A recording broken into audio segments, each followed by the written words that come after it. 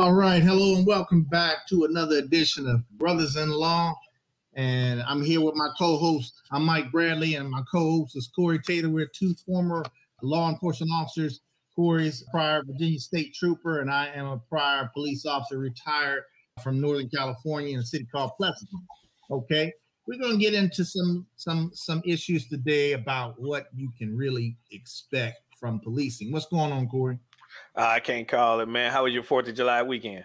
It was pretty good, actually. You know, went down to San Diego, hung out down there for a little while, hit the beach. You know, wasn't too bad. You know, it was a good little weekend. You didn't take your shirt off, did you?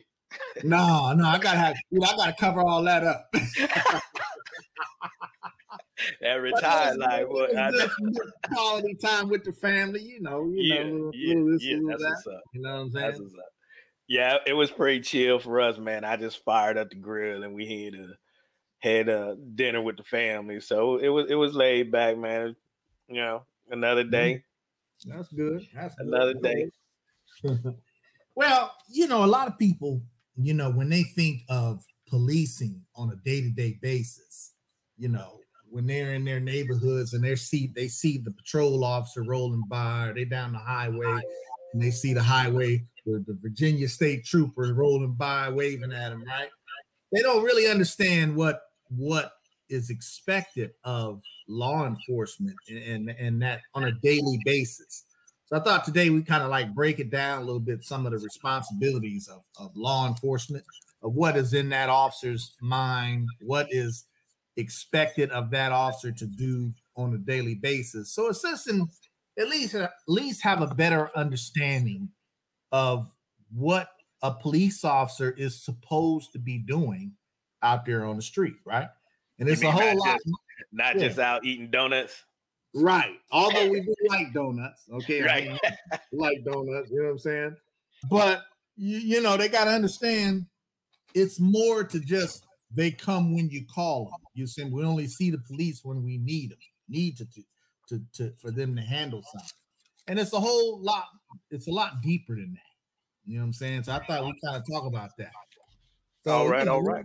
Without any, you know, I didn't refer to any textbooks or anything like that. I happen to hate buzzwords. I came up with a couple of things, you know what I'm saying? I kind of broke it down into 3 categories. All right. Of what is expected for police, right? And so these categories, there's 3 of them. First is enforce the law, right? Of course, cops got to enforce the law. Second is crime prevention, you know, preventing crime. What does that mean? And then finally, crime detection, which means if a crime is happening, how is that officer supposed to find out if a crime is happening? How does he know if it's not happening right in front of his or her face? Then what are they supposed to be doing to detect crime, right? So we broke that down, 3 different areas there. We're going to kind of break it down and discuss a little bit about each one. So as I said, the first one is enforce the laws. Okay, obviously, that's the most common one that most citizens have a grasp on, is that when a law is broken, the police officer's job is to enforce the law, right? And some of the things we do for enforcing the laws is making stops, traffic stops, pedestrian stops, you know, mechanical violations. I'm sure, you know, especially on the highway, you know, whether it's a moving violation like speeding or mechanical violation like you driving down the road pitch black with no lights on or something like that because your lights went out, you know, pedestrian stops, consensual contacts. This is a big one. And one that you may not see a lot, matter of fact, in some cities, is consensual contacts.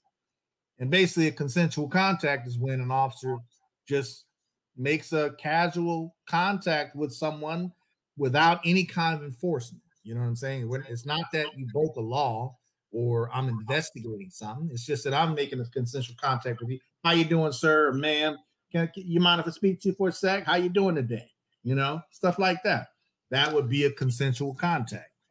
So enforcing the laws, to enforce the law, well, you got to contact people. If the law violations aren't happening right in front of you, you got to go and contact people and and try to generate that to see if there's laws being broken, basically. What do you think about that? And not only that, I think that's also too good that we would look at that as, you know, community relations, building that rapport within the community that you're working in. And when you're doing that, you're gaining trust from the public. And so your hope is that if something does happen, that the, you know, citizen is going to notify the police, or they're going to try and notify you specifically because you've built that relationship with that citizen. And so that's the hopes behind it, interacting with the public like that. It's kind of like two parts to it. One, building a relationship, and then two, also finding out, you know, hey, what's going on in this community? What do we need to be on the lookout for? Is it a break-in? You know, teenagers doing some type of tagging or vandalizing, you know, businesses or things like that. When you're actively engaged with the community like that, as an officer, you're going to pick up on those things and you know, do an extra patrol. Like, it was a period when we were having, you know, all these school shootings and everything. One of the things we were tasked is to, you know, pick any high school, any school, middle school, elementary, didn't matter. Just pick a school somewhere on your shift. Just do a drive-by through a school. Well, that was great. You know, you drive by, you link up with the school's resource officer, find out what's going on. Hey, you know, well, I tell you what, I'll just do an extra lap around because I patrolled our kids in school, and so they like that. They see out there, so it's all about visibility. You know, visibility. There you go. Consensual contacts are big. Making your business checks. We call them business checks. You know, you stop off. You know, officers stop off at some of the businesses on their particular areas of the city that they patrol, and go in and talk to the cashier behind the counter. Hey, how you doing? You guys having any problems or anything I need to be concerned about? Like you said, it's developing that relationship to make that person feel comfortable. Hey, I'm here. This is my area that I'm patrolling, and I'm getting to know the people in my particular district, business owners, business workers, you know, wherever it is, because they're the first ones who's going to see stuff. If they need to call the police, I'm more than likely going to be the one responding to that particular area. So that consensual contacts are big in enforcing laws. Now, we also can't get away from, you know, we still got to do your basic traffic enforcement. You know, in the city that I worked in, traffic was one of the main concerns in the city is, you know, red light violations, speeding, stop sign violations, things like that. So we also got to do those things. You know, you're looking for moving violations. You even pedestrian violations. You know, pedestrian violations, there are a lot. The California Vehicle Code anyway is about 4 inches thick. Okay. So there's that's about right. Violations that a lot of time people don't even know about. You know what I'm saying? And pedestrian violations are a big one. Everybody knows the most common one is jaywalking, right? But you also got violations of, you know, like people riding their bicycles on the wrong side of the road, you know, meaning you're riding your bicycle against traffic. You're supposed to be riding your bicycle with the flow of traffic. Remember, a bicycle is a vehicle. So you're not going to ride opposite of a vehicle. You're going to ride in the same direction as other vehicles. You know, that those are pedestrian, you know, those things are dealing with a pedestrian mostly. We all know jaywalking. We all know crossing the street against the signal. Those pedestrian signals that you see up there that say walk, don't walk. That's actually a violation. If you cross the street and the signal says you're not supposed to walk, that's a violation, a pedestrian stop. Minor violations they are, but they are still violations, and there are reasons that you can get stopped by the police. Here's a question for you. Whose responsibility is it to know all these laws? That's a good point, because as we said, ignorance is not a defense of the law, right? So you should know a lot of these violations are common sense stuff, right? If you are at an intersection and you see the pedestrian signal that says don't walk, well, common sense to tell you if I walk, I'm probably committing a violation here. You see what I'm saying? People don't think of it that way, though. They think of it as no big deal. Right. It's the thing that, you know, it's so many laws. Like we had 2 code books, and like you said, they're about 3 to 4 inches thick. I mean, with, I know, over 2,000 laws, right? And even as an officer, and we're required to have both of those code books in our vehicles at all times. And, you know, we created cheat sheets, which was made up of, you know, common laws that you would encounter pretty much on a daily. Now there would be some that you would have to, you know, flip open the book on, but pretty much, you know, your equipment violations and things like that are the ones you pretty much be dealing with. But, you know, it's the citizen has to be aware, like you said, and I agree with you. A lot of it is just, you know, basic common sense. So to not know that, you're not required, I don't think, to know every law in the books or that are on the books, but you're required to know what is expected of you when you're out here on the highways and byways and in the inner cities, to know how to, you know, obey the laws. And you take a test to get a license. You got a California driver's license or any license in any state. There's a certain amount of information you would have had to know to obtain that license. So keep that in mind, you know. But enforcing laws, that's the most basic responsibility of police officers, is just to enforce the law. You know, they're not supposed to be sitting up in a parking lot for 10 hours of their shift, not doing anything or drinking coffee, right? They're out there trying to be active and enforce the laws. That's their number one responsibility right there. Okay. So let's move on to the next one, which is crime prevention. Now, this is a big one because, you know, we like to at least try to teach citizens how they can prevent crime. You know, it's not just the police. Police do things to try to prevent crime, and the citizens have to do things to try to prevent crime. So this is a two-way street here, right there, with crime prevention. But for police officers, you know, one of the things is being on patrol. Being on patrol itself is a form of crime prevention. You're being very visible to the public. They see your patrol car, whether it's on the highway or in the city streets. They see you out there. You want to be a proactive officer. So what I mean by that is you are doing things like enforcing the laws, whether it's through traffic stops, pedestrian stops, or consensual contacts. You want people to see you active, you know, being proactive and patrolling. It's a big part of crime prevention. You know what I mean? Yeah. And that's what we hope that everybody gets out of this. If you like this content of this video here, please like, share, and subscribe to our channel. Please hit that like button. Leave a comment below if you have any ideas or suggestions, or what are your thoughts of what is policing? Right. I think that's the title of this show here tonight, is what is policing and why do we need it? Why do we need police officers? You know, we're talking so much in the media about, you know, defunding the police. Well, let's find out what the purpose of the police is and why we need them, right? What are your police officers doing? You know, you get that a lot on the street. Yeah. What are your police officers doing on the street, right? Right. You know, well, crime prevention, and then what was the second point?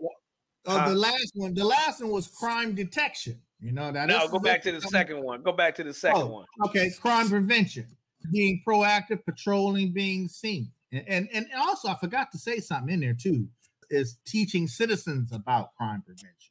You know, if you got a program like the Neighborhood Watch program that's part of your community or part of your department, I encourage you to be a part of something like that. That way you can have a representative from the police department come to you and give you a presentation about what's going on in your city as far as the occurrences of crime. Yeah. I like what you said a few minutes ago when you said it's a two-way street. In order to make policing better, everybody has to be involved. You have to be involved within your community. If you see something, say something. Yeah. This is how we affect change within the community and working with your law enforcement in your neighborhoods, because, you know, the end of the day, everybody has a responsibility, a role to play in policing, whether you wear the uniform or not. As a citizens, you know, when we step out of our houses and go about our daily lives, I'm required to act a certain way. And I had to be obedient to the laws. Yes, we're in a free society, but in order to have that free society, we must be a law society. So everybody gets along, right? And go about your day in a peaceful manner. So it is a two-way street. I think if we are more active within the community, going back to the 40s and 50s, I mean, I remember my pops used to tell us, you know, how he would be doing something mischievous down the street and the neighbor saw him, the neighbor fussed him out then, but by the time he got home, my grandmother already knew what he had done and he got it again. You know, we need to take it back to that day. You got to know your neighbors. You got to know who's in your neighborhood, right? You know, they always say it takes a village, right? But it also takes a community to be as one. You know, when we're doing this, you know, we can pull the police out. You don't need to have so many police in your neighborhoods because citizens are being proactive, right? It's not just turn a blind eye and just say, oh, you know, I'm not going to get involved in it. You know what? We got to have that courage to get actively involved. I know over the weekend, you just seen a bunch of teenage kids in San Francisco, Mike, did, what do you call it? They went in and stole a whole bunch of pocketbooks out of Neiman Marcus, I think. Neiman Martin, there you go. Yeah, I did see it. You know, this now I know everybody on that block was recording what these kids did. Y'all need to go ahead and notify the police and let them know these kids, you can't do that. We have to have some type of order. We don't have good order and discipline. We don't have a society. You don't have a community any longer. So that was a good point on yours. And I like the two-way street. Yeah, it is. It is. I agree with you. It is a two-way street. You got to have the community involved, just like the police. You know what I'm saying? You can in many ways, you can think of the police as the citizens' arm extension of their arms. You see what I'm saying? Right. You can think of it that way. And then the last one that I had here was what we call crime detection. You know, crime detection can be tricky because obviously a criminal is not going to just come up to you and say, hey, I'm a criminal. I'm doing something that I'm not supposed to be doing. Here you go, officer. Here I am. You can handle me now. Right? Right. That's not going to happen. So officers are always in everything they're doing, they're always also trying to detect if a crime is occurring, if a crime is about to occur, if it's occurring, or if it has just happened. You see what I'm saying? If it has already occurred. That's what officers have to deal with on every day. This is a daily thing. And the way they do that was obviously one of the biggest things is traffic stops. Okay. So when an officer makes a traffic stop, it's not just about, oh, I'm gonna look at your brake light out and handle that and send you on your way. Okay. This is why officers might ask you some questions on the traffic stop. The officer is looking around in your car to see if there's something illegal in your car. They're looking at the demeanor of the person that they are stopping. Is this person overly nervous for some reason? Could there be something more here going on, you know, than what I'm seeing in front of me? That is something officers trained to do. Go ahead. I think a lot of the problem today is all that necessary. Yeah. Shouldn't you just give them their ticket and send them on their way? Why are you looking in my car? Why are you looking to see if I got drugs in my car or weapons in my car? You know, that's what somebody's going to be, you know, asked. Like, why are you stopping me? Why are you trying to ask me all this? Okay, my brake light is out. Give me my ticket and send me on my way. Why are you asking me all these questions? Mm-hmm. I think you're right. That's a common question that you're going to have today. And I think that's because citizens don't understand what the job of that officer is to do. Yeah, you are, let's hope, more than likely, you are not a criminal. You are just on your way. You happen to get stopped for a mechanical violation. And now the officer is asking you questions that you feel doesn't have anything to do with your brake light. You see what I'm saying? Yeah, but if you understand the job of an officer, which is to look for crime, this is why we say listen and answer questions. You know what I'm saying? Comply and answer questions. Okay, calm. Because it just lets the officer, what you want to do as a citizen is squash any suspicion that officer might have in what he's looking for. Yes, he's looking for crime. He's supposed to look for crime. That is part of his job. It is not just to write you a ticket for a brake light out and send you on your way. It's also to, if he sees something suspicious or something that doesn't add up, he or she is supposed to keep digging until they have something that, oh, yeah, I need to take some further action here. You got something else going on here that I need to be concerned about. There's nothing wrong with that. And people got to understand that that is part of the job, and there's nothing wrong with that. Now, if you're a citizen that ain't got nothing going on, you ain't nothing in your car that you need to be worried about or nothing like that, it won't have any problem. Yes, officer, this is what I'm doing. This is where I'm going, or whatever he or she needs to ask, you wouldn't have any problems answering those questions. And when you do that, it lets me know, okay, ain't nothing going on here. Let me go ahead and write this ticket and get this person on out of here. Right. And I think another point of that is, reason why you're doing that. I know that's how a lot of times we catch child abductions. Sure. Right. Sure. You see the child sitting in the car and they're kind of, clammed up. That something looks out of the ordinary. This doesn't just look like, a child is supposed to be in this type of situation. Their face is red. They're crying, have been crying. Where so now you as the officer want to make sure, because what if that child is being abducted? Right. And you didn't do all the questioning and everything, and then this child ends up dead. So that's a reason why we're answering the question. Now, 9 times out of 10, most people are probably in the car by themselves. Can the officer still ask these type of questions? Yes. Does it make him a butthole because he's doing this? No. Only depending on how he's asking those questions. But you still comply, answer questions, listen, and move on because you're staying calm, right? The acronym. Right. So yeah, I mean, those are just some of the things, reasons why officers may ask those type of questions. And I think you're right. I think people today, though, like you said before, they have an issue with that.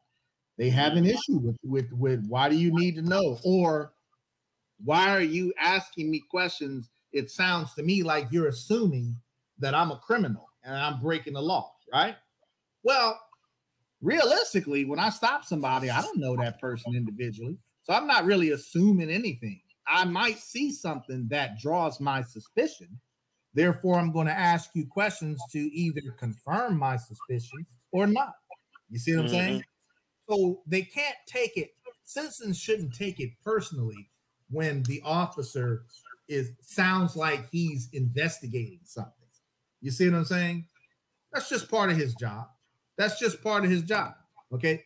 You could be doing something up to no good or not. You see what I'm saying? As long as you're letting that officer know what's going on, you're complying and answering questions. Don't get mad because sounds like he's investigating. There's a reason why he's doing that. You see what I'm saying? And maybe he saw something, some contraband in your center console there.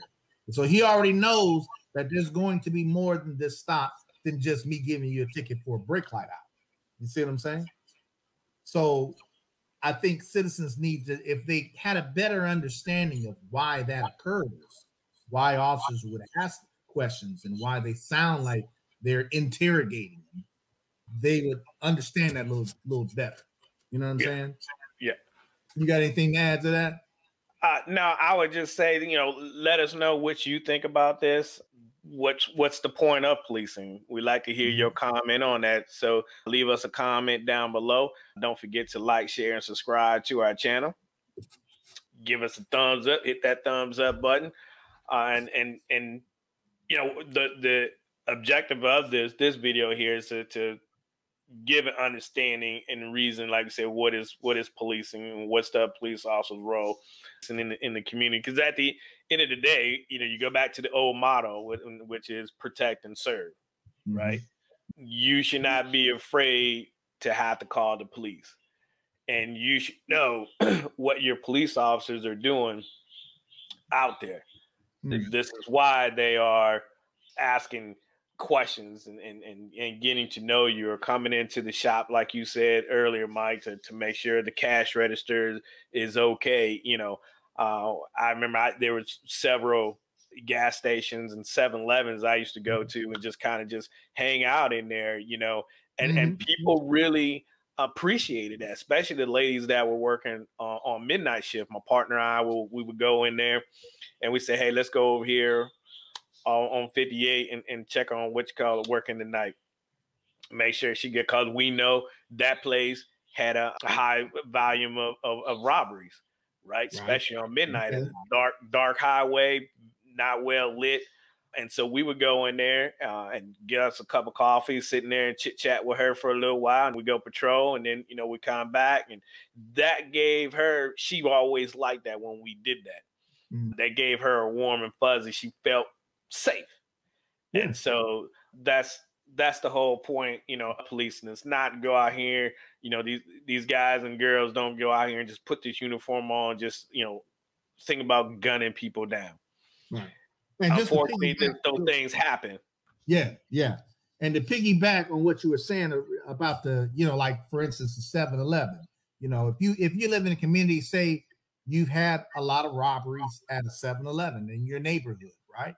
Some things that would draw an officer's attention. If I'm cruising through my neighborhood that I patrol, you better believe you're going to see me cruising through 7-Eleven. Like you said, or I'm going to walk in there. You're going to see me driving by there quite a bit.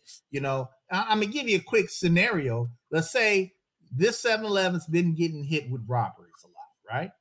You see someone, you know, standing outside the door in front of 7-Eleven, got his hoodie up. Yeah, I'm going to use the hoodie. You know what I'm saying? Hoodies can add to suspicion sometimes, okay?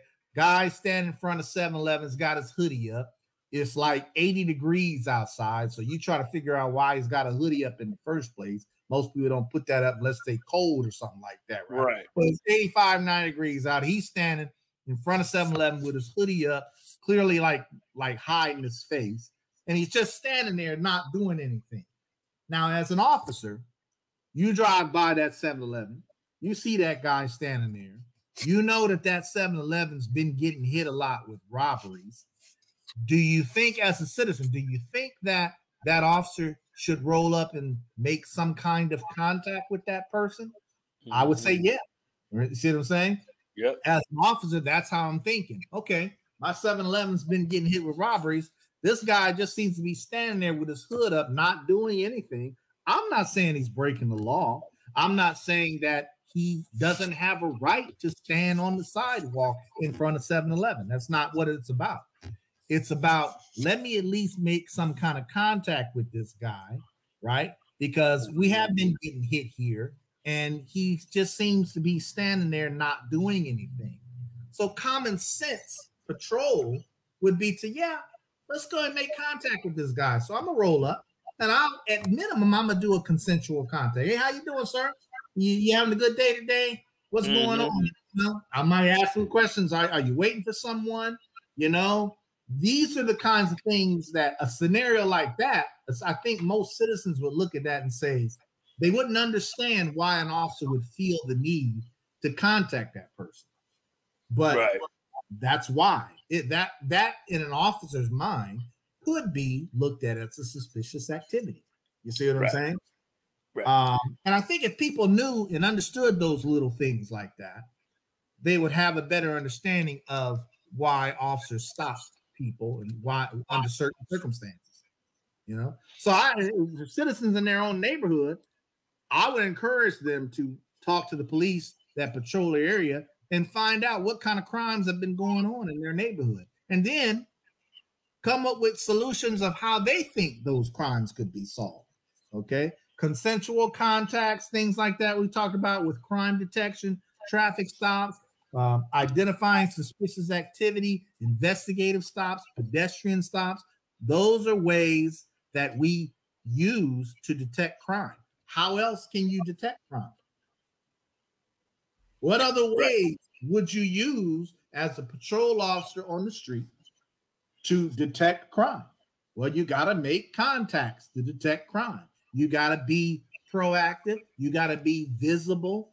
You got to do all those things that we just talked about. So it's not just enforcing the law. It's all about crime prevention techniques, and it's all about crime detection techniques, if you will. Right. You know, and I think people don't understand that. Yeah. But, you know, I mean, this is good information. I think, you know, we need to get this out there to folks to hear it, get a better understanding, because that's what, you know, Brothas-in-law is all about. Mm-hmm. is, you know, we're trying to come up with solutions. What do we need to do to make policing better, to the point where everybody feels safe, to get back to where we used to be, where you looked up to law enforcement. If you had a problem, you went and called them without fear of, you know, something happening to you when it happens, you know. And again, like I said, we got to take responsibility for ourselves. That's one of our videos we did a few weeks ago, taking ownership of our own actions. As a citizen, we have a responsibility. We need to act accordingly. I know on a personal side of myself, dealing with some young men, you know, and me interacting, I have to act a certain way when I'm interacting with law enforcement, even though, you know, yeah, it helps that, you know, we know the lingo, but at the same time, I'm no longer an officer. I have to conduct myself differently now as a civilian. I have to remain calm. I got to answer questions. I got to listen. And then, you know, whatever the outcome is, we move on. But that's the hopes of it. That's what we hope you get out of this. And a little bit of an understanding what policing is and about. Again, like I said, the question of the day is, what do you think the point of policing is? Leave us a comment below. We'd love to read your comments. And also, real quick, in that little 7-Eleven scenario I gave you, you got me thinking about it more. Number one, the other, I'm sorry, let me just finish up. You good. The other side you got to look at is that store owner that's inside the store. They've been a victim of being robbed, obviously, with their store, right? So you think that they want to feel a little better to see the officer contacting that guy that's standing in front of their 7-Eleven for the last 30-40 minutes, not doing nothing? Yeah, they're going to feel comfortable with that. They're going to be, okay, this officer at least checked that guy out. So I feel a little better that the officer's out there, and the guy that's standing there, whether he's doing something wrong or not, knows that the officers see him. You see what I'm saying? So, you know, that's important too. That's an important aspect of something like that too. And if your response to officers contacting people that way is, well, he didn't do anything wrong, he got a right to stand there, even after I've explained to you why that would be a good stop, then tell us, leave us some comments below. I'm interested to know, how would you try to curb robberies in your neighborhood of a 7-Eleven? Why wouldn't you stop that person with the hoodie on standing in front of the 7-Eleven for the last 30 minutes, not doing nothing, not seeming to be, you know, going in to patronize the business or anything, and that store has been getting hit with robberies over and over again? You see what I'm saying? What would you do? How would you curb that? You see what I'm saying? So, you know, this is, like I said, this is just a chance to give people an idea of, well, what was in that officer's mind. It's not always he's stopping that person because he's a certain race, or he's stopping that person for no reason. You see what I'm saying? There's a reason, whatever the contact is. Understand that. That's all. Yeah. All right. So we're going to go ahead and wrap this up. Once again, thank you for listening to us today. Please go ahead and make sure you hit that like button. If you like the content of it, go ahead and share it out. And if you're new to our channel, please subscribe to us. We come out with a video every week. On every Thursday, we post a new video. And so we like to keep sharing this and get this message out there so we can help make a difference within our communities. Again, we're just two prior law enforcement officers who happen to be best friends. We grew up together. We're both from Ohio. And it's pretty interesting how we came up this way and started this YouTube channel. So please go ahead and like, share, and subscribe to us. And I don't have anything else. Mike, you got any last final words? Nah, let us know what you think, you know? Yeah, let us know what you think. And always, when you're interacting with law enforcement, please just stay calm, comply, answer questions, and move on. And move on. There you go. All right. Well, hey, y'all have a blessed week, and we'll see y'all next week. Peace. Peace.